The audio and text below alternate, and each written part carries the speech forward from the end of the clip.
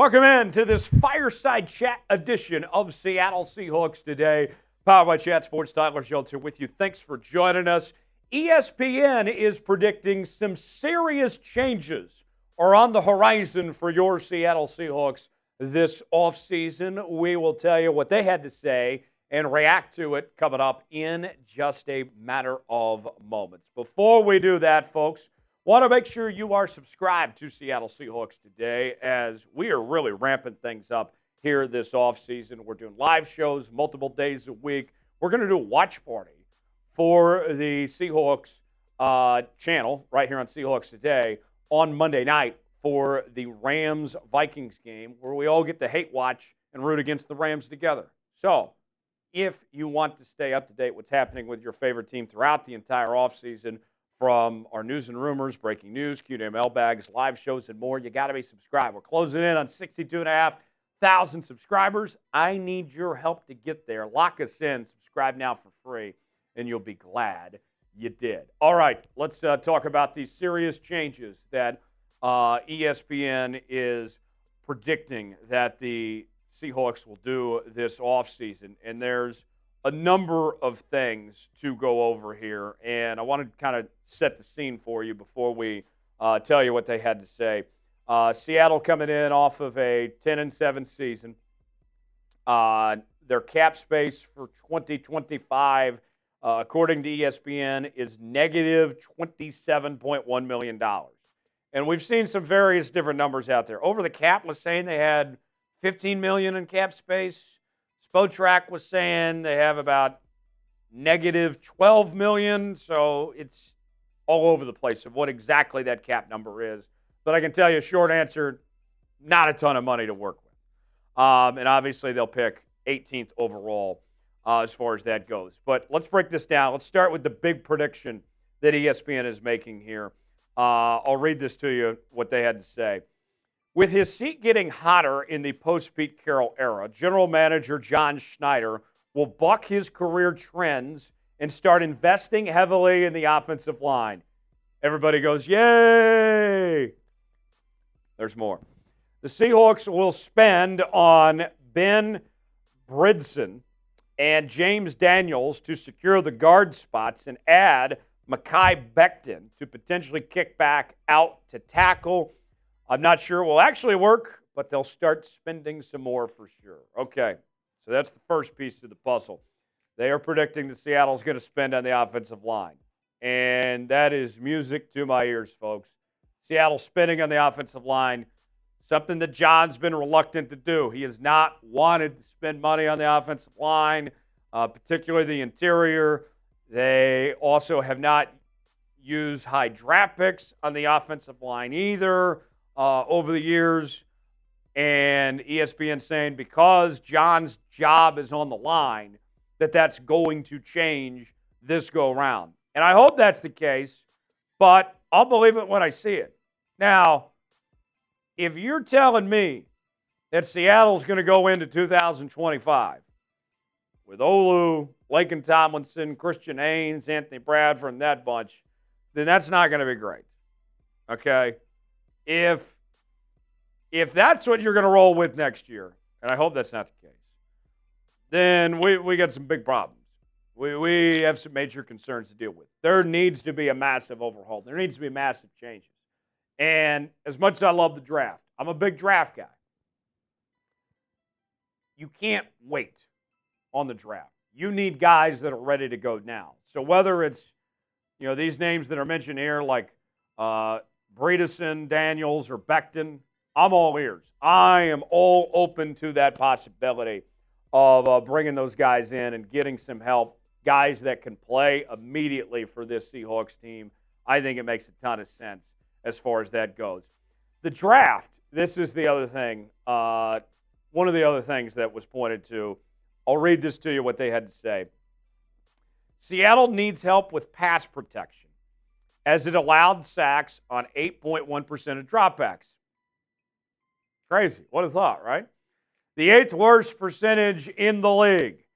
Arizona lineman Jonah Savaiinea has played both guard and tackle in college and didn't give up a sack this season. Opinions vary on where he'll play in the NFL, but he would help the Seahawks protect Smith no matter where he lines up.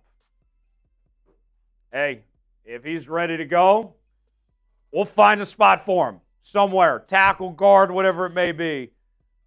There's somewhere for him to play. If Seattle wants him, they'll find a way to make it work. If those are the two big things, help on the offensive line in the draft and free agency, sign me up. Make it happen. Make it happen. John, pick up the phone. Get the checkbook out. Let's fix this offensive line. It's the number one thing holding this team back without question. So let me ask you all, who is a player Seattle should sign this offseason? Who comes to mind? We gave you a couple names that ESPN mentioned there that would help out, that are going to be available. What say you? Way in the comment section, give me a name that you would like to see Seattle pick up. Today's show, sponsored by our friends at PrizePicks. PrizePicks is the place to go for daily fantasy made easy. Here's how it works. Choose two or more players on any given category. Get the choice of more or less on all sorts of things to choose from, whether we're talking fantasy points in football, rebounds in basketball, goals in hockey, all sorts of different categories to choose from. Go to prizepicks.com/CLNS, promo code CLNS, and I got a couple of things that they're offering right now for you folks on PrizePicks. You can win up to 1,000 times your money. Yes, you heard that right. 1,000 times your money on PrizePicks. And on top of that, if you play $5, okay, you can get $50 to play for free. You don't even have to win to get the money. We got some playoff action in pro football this weekend. Here's what I got on PrizePicks. I'm going with Derrick Henry to have more than 100.5 rushing yards against Pittsburgh. Going with Lamar Jackson to have less than 214.5 passing yards. And our old friend Russell Wilson, I got the less on 202.5 passing yards. If I put $20 down, all three of these hit, that turns into $100 on PrizePicks. Play along with me, prizepicks.com/CLNS.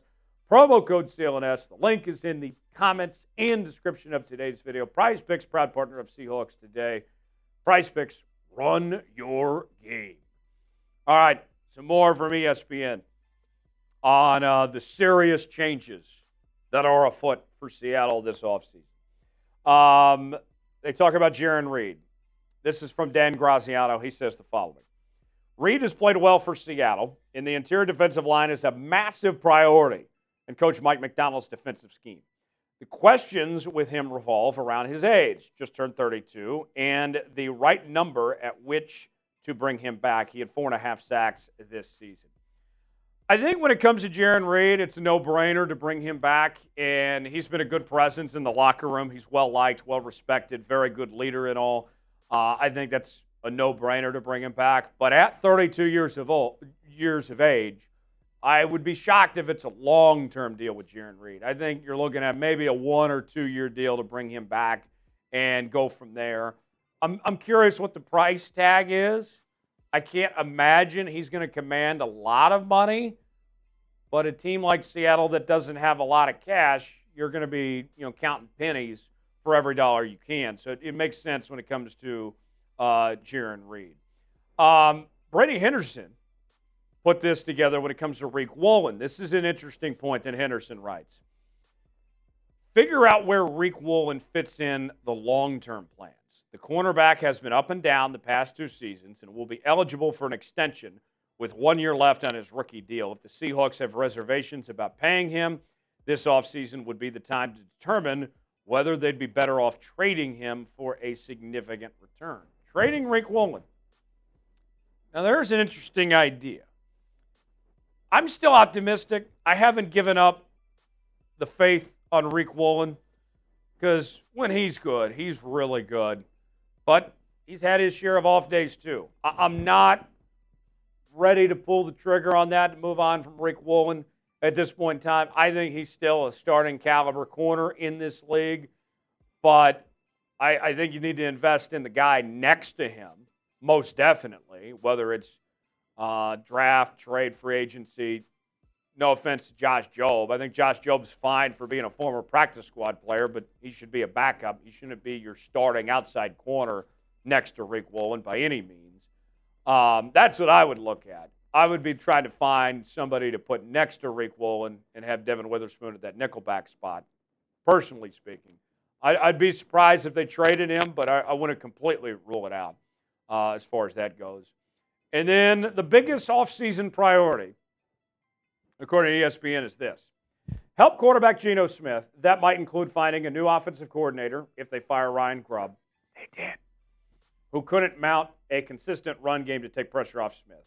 It definitely has to include upgrading the offensive line, which is varying degrees of question marks at every position, but left tackle.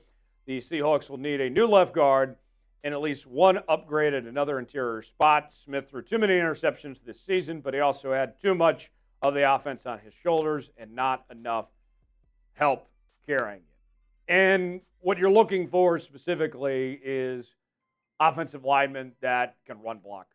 And this new offensive scheme, I think, just based on what we've heard and where Mike McDonald wants to go with this, is going to be pretty run-centric and run-heavy. They want to be physical. So to me, I think that's what you're looking for is not only, more help at the guard spot in center and tackle and all that, obviously, everywhere in the offensive line, but you're looking guys specifically that are good when it comes to run blocking, because I think it's going to be pretty run heavy and try to take some pressure off Geno Smith. You got two good backs in K9, Zach Charbonnet. Might as well use them. Run the damn ball. You guys know how it is. Do you trust John Schneider to get the job done and make the right decisions this offseason for Seattle? Do you? What do you guys think? Very important offseason for our old friend John Schneider. Type B for believe, D for don't. Weigh in and let us know. Thanks for joining us here on this edition of Seattle Seahawks Today. For continuing Seahawks coverage, subscribe. Hit that sub button. We certainly would appreciate it. I'm Tyler Jones. Thanks for joining us. We'll see you next time right here on Seahawks Today.